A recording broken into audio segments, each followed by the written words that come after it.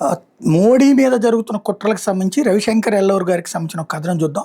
ఎఫ్‌టి, Bloomberg, డబ్ల్యూఎస్‌జే దీన్ని Trump China street journal అని పిలుస్తారు. CNBC, Reuters, NYT, BBC, DW, Guardian మరియు మరికొన్ని మీడియా సంస్థలు ఇప్పుడు భారతదేశం మీద, మోడీ మీద ఒకదాని తర్వాత ఒకటి దుష్ప్రచార కథనాల్ని హిట్ పీసెస్ వండడం ప్రారంభిస్తాయి.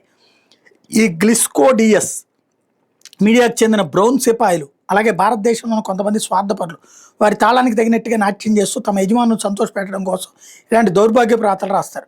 రాబోయే రోజుల్లో ఇంధన కొరత మరియు ఇతర సంక్షోభాల కారణంగా మోడీని మరియు భారతదేశాన్ని బలహీనపరచడానికి ఇదే సరైన సమయం అని వాళ్ళు భావిస్తున్నారు. అందుకే పాశ్చాత్య దేశాల్లో EU అండ్ UK ప్రభుత్వాల్లో న్యాయ వ్యవస్థలు మరియు పరిపాలనా విభాగాల్లో తమకున్న నెట్వర్క్లు ఉపయోగించుకుని భారత ప్రభుత్వంపై అవినీతి కుంభకోణాలంటూ నకిలీ నివేదికలను సృష్టించి ప్రచారం చేస్తారు. ఎప్పటి నుండి వచ్చే ఏడాది వేసవకాలం వరకు ప్రతి దేశభక్తుడైన భారతీయుడు, భారతీయ సంస్థ మరియు కంపెనీలు ఎన్నికైన మన ప్రభుత్వానికి తమ అచంచలమైన మద్దతును ప్రకటించాల్సిన సమయం ఆసనమైంది. భారతదేశం యొక్క అతిపెద్ద శత్రు ప్రభావంలో ఉన్న గ్లిస్కోడియస్ మన దేశాన్ని లక్ష్యంగా చేసుకుంటుంది. ఒకసారి భారతదేశంలో అరాచకాన్ని, రాజకీయ స్థిరత్వం సృష్టించగలిగితే వచ్చే ఏడాది వేసవి నాటికి వాళ్ళు మనపై సైనికంగా కూడా దాడికి దిగే ప్రమాదం ఉంటుంది. 2020లో కూడా నిరసనలు, అరాచకాలను రేకెత్తించి కోవిడ్ను వ్యాప్తి చేసి భారతదేశం బలహీనంగా ఉంటుందని భావించి వాళ్ళు ఎలాంటి ప్రయత్నమే చేశారు. కానీ వాళ్ళ దుస్సాహసానికి ముక్కుపచ్చడి అవడంతో పాటు నలట మచ్చ మిగిలింది.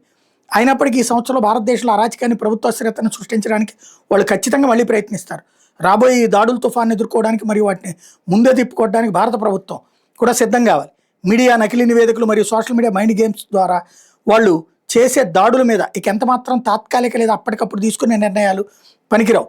ఆ అదృశ్య శక్తిని డీప్ స్టేట్ గుర్తించండి, దాన్ని అంగీకరించండి. ఆ దాడులు ఐరోపా, UK లేదా అమెరికా నుండి వస్తున్నట్టు కనిపించినప్పటికీ వాటి వెనక ఉన్న అసలు రహస్య హస్తాన్ని అర్థం చేసుకునేలా ప్రతి దౌత్యవేత్తకు, అధికారికి శిక్షణ ఇవ్వండి. మీడియా భారతదేశానికి వ్యతిరేకంగా వాళ్ళు చేస్తున్న ఈ మరో రూపంలోని యుద్ధాన్ని, వార్ బై అదర్ మీన్స్, అత్యున్నత స్థాయిలో ఎదుర్కోవడానికి ఇప్పుడే ఒక సమగ్ర వ్యూహాన్ని సిద్ధం చేయండి అని చెప్తున్నారు.